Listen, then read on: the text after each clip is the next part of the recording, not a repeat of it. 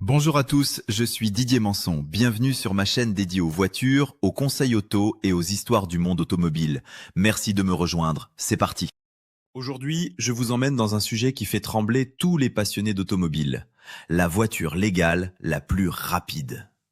Pas seulement une machine folle construite pour un record dans un désert, pas seulement un prototype sans plaque, sans phare et sans avenir sur la route, mais une vraie hypercar censée appartenir au monde réel, capable en théorie d'être immatriculée, achetée par quelques clients et pourtant assez extrême pour avaler une ligne droite à une vitesse où un avion de ligne est déjà en phase de décollage. Et restez bien jusqu'à la fin, parce que la réponse n'est pas aussi simple que voici le nom, voici la vitesse. Dans cette histoire, il y a des records officiels, des records discutés, des voitures thermiques qui semblaient intouchables, une nouvelle génération électrique qui change les règles, et surtout une question presque philosophique.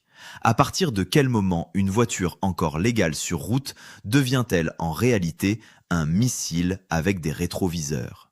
Quand on parle de vitesse maximale, tout le monde aime les chiffres ronds. 200 km par heure, c'était autrefois le territoire des voitures de course. 300, c'était le rêve interdit des supercars des années 1980 et 1990. 400, c'était le mur psychologique que peu de constructeurs osaient viser. Puis Bugatti est arrivé avec la Veyron, et le monde a compris qu'une voiture de route pouvait dépasser les limites de ce qu'on croyait raisonnable. Ensuite, Koenigsegg, SSC, NSC, Rimac, Aspark et d'autres ont transformé cette bataille en guerre totale. Mais aujourd'hui, si je dois vous parler de la voiture légale la plus rapide du moment, il faut poser le décor avec une précision chirurgicale. On ne parle pas d'une voiture de course homologuée uniquement pour circuit, on ne parle pas d'un concept car poussé par une équipe d'ingénieurs pour une démonstration. On parle d'une hypercar de production limitée, conçue pour exister comme modèle client, avec une carrosserie, des pneus, un châssis et une technologie capable d'encaisser une vitesse proche de 500 km par heure. Le nom qui a renversé la table est Yangwang U9 Extreme, une hypercar électrique chinoise issue de l'univers BYD, et son chiffre le plus spectaculaire est 496,22 km par heure. À 496 km par heure, chaque seconde vous fait parcourir presque 138 mètres. Vous clignez des yeux, la voiture a déjà traversé la longueur d'un terrain de football et continue d'accélérer comme si la physique avait accepté de négocier. À cette vitesse, l'air n'est plus un simple élément invisible autour de la voiture. C'est un mur, un adversaire, une force qui arrache, qui pousse, qui soulève, qui chauffe et qui cherche à désorganiser tout ce que les ingénieurs ont construit. C'est pour cela que la vitesse maximale n'est pas seulement une question de puissance. Mettre beaucoup de chevaux dans une voiture, c'est impressionnant sur une fiche technique. Mais faire tenir cette voiture au sol à presque 500 km par heure, c'est une autre dimension.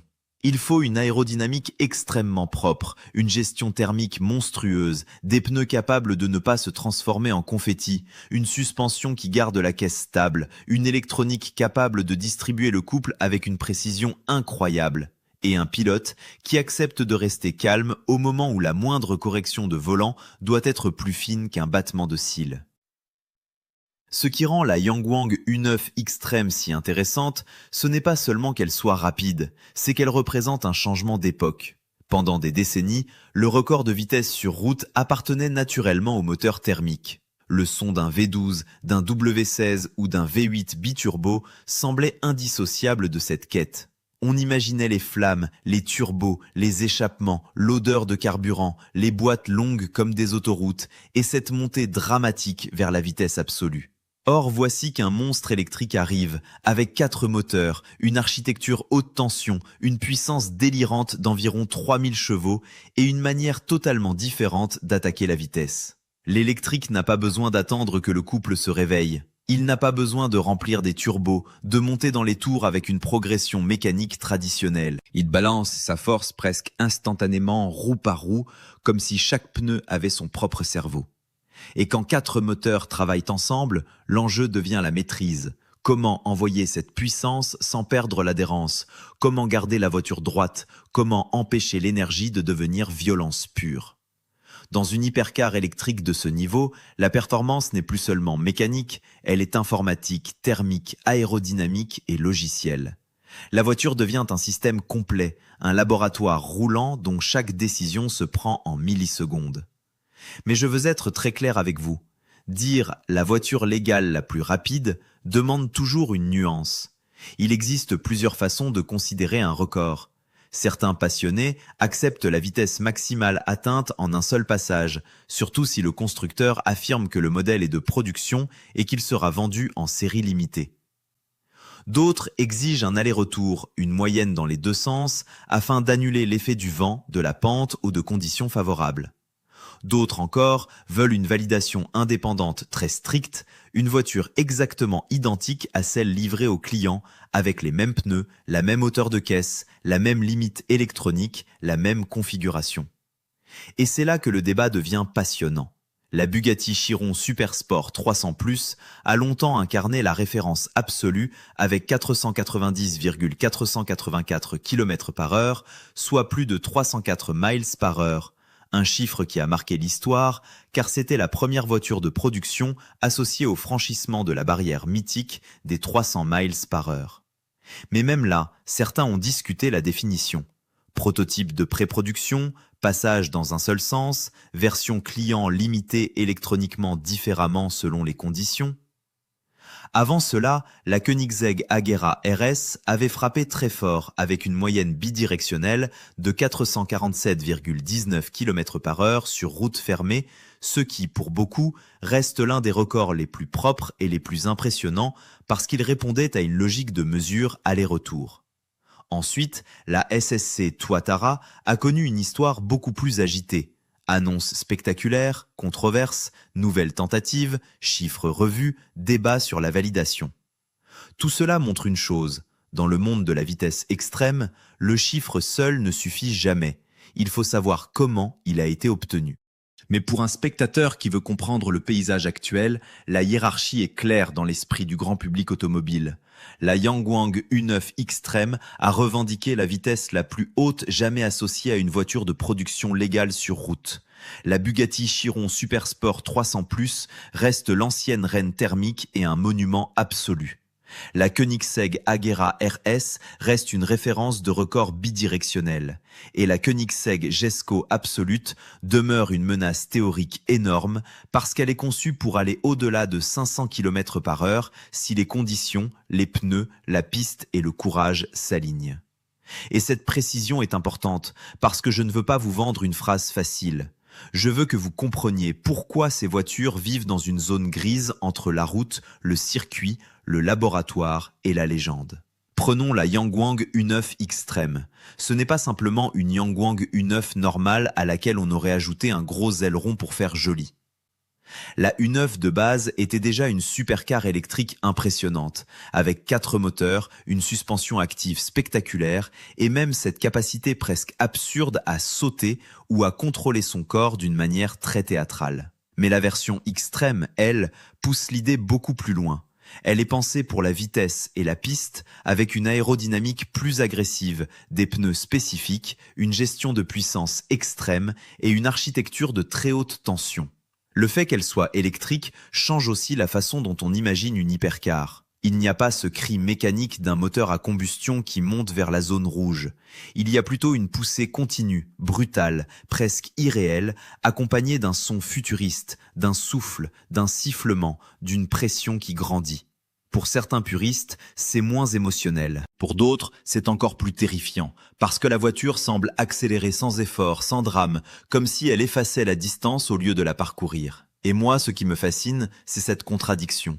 Nous sommes devant une voiture qui peut légalement exister sur route, mais dont la vraie nature ne se révèle que dans un environnement si contrôlé que presque personne ne pourra jamais l'exploiter. Sur une autoroute ouverte, même allemande, même dans une portion sans limitation, atteindre ce genre de vitesse serait irresponsable et pratiquement impossible à faire en sécurité. Il faut une piste immense, une météo parfaite, une équipe, des pneus vérifiés, une pression contrôlée, une température surveillée, des ingénieurs devant des écrans et une zone de freinage gigantesque. Donc quand on dit « légal sur route », il ne faut pas imaginer quelqu'un allant acheter son pain à 496 km/h. Il faut comprendre que la voiture répond à certaines exigences pour être immatriculable ou vendue comme modèle de production, mais que son record appartient à un contexte quasi spatial. C'est comme une montre de plongée, capable de descendre à des profondeurs que son propriétaire ne verra jamais.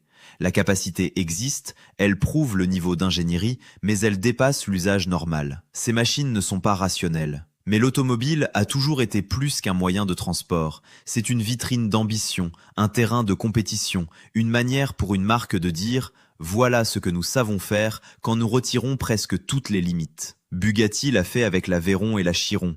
Koenigsegg l'a fait avec l'Agera, puis avec la Jesko. Rimac l'a fait avec l'accélération électrique et la Nevera. Hennessy l'a fait avec une approche presque brute, américaine, centrée sur la puissance et la légèreté. Et maintenant, Yangwang arrive avec le soutien technologique d'un géant chinois de l'électrique. Et cela raconte quelque chose de plus grand que la vitesse. Le centre de gravité de l'industrie automobile est en train de bouger. Il y a quelques années, beaucoup regardaient les supercars électriques chinoises avec curiosité, parfois avec scepticisme. Aujourd'hui, il faut les regarder avec sérieux. Parce qu'atteindre presque 500 km/h, même une fois, même dans des conditions préparées, ce n'est pas un coup de marketing facile. C'est une déclaration industrielle. Cela veut dire que la marque maîtrise les batteries à forte décharge, les moteurs très haute vitesse, le refroidissement, l'aérodynamique, les logiciels de contrôle et le développement de pneus adaptés avec des partenaires capables de survivre à ces contraintes. Parlons justement des pneus, parce que c'est un sujet que beaucoup sous-estiment. À basse vitesse, un pneu est déjà un élément complexe. À 130 km/h, il chauffe, se déforme, supporte des forces importantes. À 300 km/h, il devient un composant critique. À presque 500 km/h, c'est l'un des points les plus terrifiants de toute la voiture. La bande de roulement subit une force centrifuge énorme. La température grimpe. La pression interne évolue. Le moindre défaut peut devenir catastrophique. Et contrairement à ce que certains imaginent, il ne suffit pas de monter de meilleurs pneus. Il faut des pneus conçus pour la charge, la vitesse, la stabilité, la carcasse, la déformation, l'aérodynamique autour des roues et le comportement au freinage. Quand Bugatti travaillait sur la Veyron et la Chiron, les pneus étaient déjà l'un des plus grands défis. Quand Koenigsegg vise des vitesses encore plus hautes, le sujet revient toujours. Et avec une voiture électrique très lourde et extrêmement puissante, le défi est encore plus particulier, parce que le couple instantané peut punir les pneus dès les premières secondes, tandis que la masse élevée augmente l'énergie à dissiper. Imaginez l'énergie cinétique d'un véhicule de plus de 2 tonnes lancé à presque 500 km/h. Ce n'est pas simplement une voiture qui va vite, c'est un objet qui transporte une quantité d'énergie colossale. Pour freiner, il ne suffit pas d'appuyer sur la pédale et d'attendre. Il faut une stratégie complète. Aérodynamique qui stabilise, frein capable d'encaisser, récupération d'énergie quand elle est possible, pneus qui restent en contact, suspension qui garde la voiture équilibrée et surtout une ligne droite assez longue pour que tout cela se passe sans panique. À ces vitesses, le freinage est presque aussi impressionnant que l'accélération. C'est pour cela que les hypercars de vitesse pure ne peuvent pas être jugés uniquement par leurs chevaux. Une vraie hypercar record doit transformer la brutalité en précision. Elle doit être violente sans être chaotique. Elle doit être extrême sans être incontrôlable. La Bugatti Chiron Supersport 300+ est une œuvre de stabilité. Elle a cette philosophie Bugatti très particulière. Aller absurdement vite tout en donnant l'impression que tout est sous contrôle, que le cuir est parfait, que la climatisation fonctionne, que la voiture pourrait traverser un continent dans un confort incroyable. La Koenigsegg Agera RS, elle, ressemble davantage à une machine d'ingénieur géniale, plus légère, plus nerveuse, plus directe, avec cette obsession suédoise pour les solutions techniques intelligentes. La Jesko Absolute est encore plus radicale dans son approche aérodynamique, avec une carrosserie pensée pour réduire la traînée au maximum, parce qu'au-delà d'un certain seuil, chaque détail qui dépasse devient un frein. La Yangwang U9 Extreme, elle, porte une autre idée, celle de la puissance électrique massive, contrôlée par logiciel, distribuée par 4 moteurs et soutenue par une électronique qui peut corriger plus vite qu'un humain. Chacune incarne une vision différente du mot « rapide ». Si je vous dis 496,22 km par heure, c'est spectaculaire. Mais ce qui compte, c'est ce que ce chiffre raconte. Il raconte que la frontière entre hypercars et avions privés devient symbolique. Il raconte que les voitures électriques ne sont plus seulement les championnes du départ arrêtées au feu rouge. Elles peuvent maintenant attaquer la vitesse maximale, le dernier territoire où le thermique semblait garder son prestige. Il raconte aussi que la compétition mondiale s'élargit. Pendant longtemps, les noms européens dominaient l'imaginaire. Ferrari, Lamborghini, Porsche, Bugatti, McLaren, Koenigsegg. Puis les Américains sont venus avec SSC et NSC. Maintenant, la Chine ne veut plus seulement produire des voitures électriques de masse. Elle veut montrer qu'elle peut battre le monde au sommet de la pyramide. Et dans l'automobile, le symbole compte énormément. Un record de vitesse ne vendra peut-être pas des millions de voitures, mais il change la perception.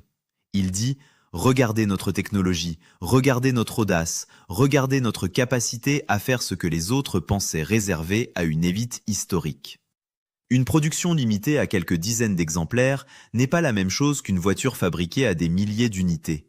Une homologation ou une légalité routière peut varier selon les marchés. Un record en un seul passage n'a pas la même valeur qu'une moyenne aller-retour. Une voiture préparée pour un run, avec des pneus spéciaux et une configuration optimisée, n'est pas forcément identique à celle qui dormira dans le garage d'un collectionneur. Mais l'hypercar a toujours fonctionné comme ça. Elle vit dans l'extrême, elle teste les limites des définitions. Même la McLaren F1, que beaucoup considèrent encore comme la reine spirituelle des supercars, avait ses propres nuances dans ses records. La Veyron Supersport aussi, la Chiron aussi, la Tuatara aussi. Donc au lieu de chercher une pureté absolue qui n'existe presque jamais, il faut comprendre les catégories. Vitesse revendiquée, vitesse mesurée, vitesse bidirectionnelle, vitesse de production, vitesse client, vitesse homologuée, vitesse limitée électroniquement. Et ensuite seulement, on peut parler intelligemment de la plus rapide. Pour moi, la vraie question est la suivante. Est-ce que la voiture la plus rapide est celle qui a affiché le chiffre le plus élevé ou celle dont le record est le plus incontestable? Si on répond par le chiffre le plus élevé, associé à une hypercar de production légale sur route, la Yangwang U9 Extreme est aujourd'hui le nom à retenir. Si on répond par la tradition des records bidirectionnels très stricts, la discussion peut encore ramener Koenigsegg et d'autres prétendants sur la table. Si on parle de l'icône thermique qui a brisé la barrière des 300 miles par heure et marqué l'imaginaire mondial, la Bugatti Chiron Supersport 300+, reste une légende. Et si on parle du potentiel futur, la Koenigsegg Jesko Absolute est peut-être la voiture que tout le monde surveille, parce que Christian von Koenigsegg ne construit jamais ce genre de machine par hasard. Mais voilà ce que je trouve le plus excitant.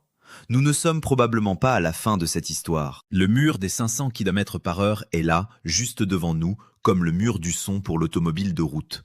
On pensait autrefois qu'il serait impossible à franchir de manière crédible. Aujourd'hui, il manque seulement quelques kilomètres par heure. C'est à la fois fascinant et inquiétant. Fascinant parce que l'ingénierie humaine continue de repousser les limites. Inquiétant parce que chaque nouveau record exige plus d'espace, plus de sécurité, plus de contrôle, plus de responsabilité. Il ne faut pas oublier que ces chiffres ne sont pas des invitations à reproduire quoi que ce soit sur route ouverte. Ce sont des exploits encadrés, ce sont des démonstrations. La vraie passion automobile n'est pas l'inconscience. Aimer la vitesse, ce n'est pas mépriser la sécurité. Au contraire, plus on comprend ce que représente 400 ou 500 km par heure, plus on respecte les risques. À 500 km par heure, le cerveau humain n'est pas fait pour improviser. La voiture parcourt tellement de distance en si peu de temps que la marge d'erreur se réduit presque à zéro. Un animal sur la piste, une rafale de vent, une vibration étrange, une température de pneu qui sort de la fenêtre et tout peut basculer. C'est pour cela que je respecte énormément les pilotes qui réalisent ces runs. On parle souvent des ingénieurs, des constructeurs, des chiffres. Mais derrière le volant, il y a une personne qui doit faire confiance à une équipe entière, à des années de calcul, à des boulons serrés, à des capteurs, à des pneus, à une surface de piste et à sa propre capacité de ne pas paniquer. Marc Bassin, Andy Wallace, Niklas Lilia et les autres pilotes de record ont un sang-froid que peu de gens peuvent comprendre. À l'écran, on voit une voiture filer en ligne droite et on se dit que cela a l'air simple. En réalité, à ces vitesses, conduire droit est déjà un acte de précision extrême. Le volant ne se manie pas, il se caresse. Le regard doit aller loin, très loin. Le corps ressent des vibrations, des compressions, une accélération, puis une décélération violente. Et malgré tout, il faut rester propre, méthodique, presque froid. C'est là que la vitesse maximale devient un art étrange, l'art de rester calme dans un monde qui défile trop vite. Alors, que faut-il retenir si vous tombez dans une discussion entre passionnés et que quelqu'un demande « Quelle est la voiture légale la plus rapide ?» Je répondrai comme ça. Si l'on parle du record de vitesse le plus élevé revendiqué pour une voiture de production légale sur route, la Yangwang U9 Xtreme est aujourd'hui la référence avec 496,22 km/h. Mais si la personne en face aime les records homologués selon des règles plus anciennes et plus strictes, il faut ouvrir le débat sur les runs bidirectionnels, la configuration exacte de la voiture et les critères d'acceptation. Et c'est justement ce qui rend le sujet intéressant. La vitesse pure n'est jamais pure. Elle est toujours entourée de conditions, de définitions, de marketing, de techniques et de passion. Moi, ce que je vois dans cette U9 Xtreme, c'est un signal. Le futur de l'hypercar ne sera pas seulement européen, pas seulement thermique, pas seulement sonore au sens traditionnel. Il sera hybride dans sa culture, électrique dans sa puissance, mondial dans sa compétition et probablement encore plus fou que ce que nous imaginons aujourd'hui. Et pourtant, malgré toute cette technologie, quelque chose reste identique depuis les premières voitures rapides, notre fascination pour la limite. Pourquoi voulons-nous savoir quelle voiture va le plus vite ? Parce que la vitesse est un langage simple. Mais la vitesse raconte aussi nos contradictions. Nous voulons des voitures plus sûres, plus propres, plus intelligentes. Et en même temps, nous sommes hypnotisés par les machines les plus excessives. Nous voulons parler d'efficacité, mais nous applaudissons un engin qui consomme une quantité absurde d'énergie pour gagner quelques kilomètres par heure au sommet d'une ligne droite. La Yangwang U9 Xtreme n'est pas seulement un record, c'est une provocation. Elle dit à Bugatti: votre barrière des 300 miles par heure n'était pas la fin de l'histoire. Elle dit à Koenigsegg, vos simulations et votre obsession aérodynamique vont devoir répondre. Elle dit à Rimac, l'électrique peut être aussi brutal en vitesse de pointe qu'en accélération. Elle dit au public, oubliez vos certitudes sur les marques chinoises. Et elle nous dit à nous, passionnés, préparez-vous, parce que la prochaine bataille sera celle des 500 km par heure. Mais pour l'instant, le chiffre qui fait trembler la planète automobile est 496,22 km par heure et le nom qui l'accompagne est Yangwang U9 Xtreme. Ce n'est peut-être pas la réponse la plus romantique pour ceux qui rêvent uniquement de W16 et d'échappements brûlants, mais c'est la réponse qui montre où va l'industrie, vers des performances où la batterie, les moteurs électriques, le logiciel et l'aérodynamique travaillent ensemble pour dépasser les mythes établis. Et au fond, c'est peut-être la meilleure conclusion. La voiture légale la plus rapide n'est pas seulement une machine, c'est un miroir de son époque. La McLaren F1 racontait les années 1990, l'obsession de la légèreté, du moteur atmosphérique et du pilote au centre. La Veyron racontait les années 2000, la puissance industrielle, le luxe impossible, la domination technique de Bugatti. La Chiron Supersport 300+ racontait la maturité d'un empire thermique poussé à son sommet. La Koenigsegg racontait l'ingénieur indépendant qui ose défier les géants. Et la Yangwang U9 Xtreme raconte une époque où l'électrique ne demande plus la permission d'entrer dans le panthéon de la performance. Elle défonce la porte à presque 500 km par heure. Est-ce que cela rend les anciennes reines moins belles ? Absolument pas. Une Bugatti Chiron reste une cathédrale mécanique, une McLaren F1 reste une légende pure, une Koenigsegg reste un miracle d'ingénierie. Mais le trône de la vitesse n'est jamais sentimental.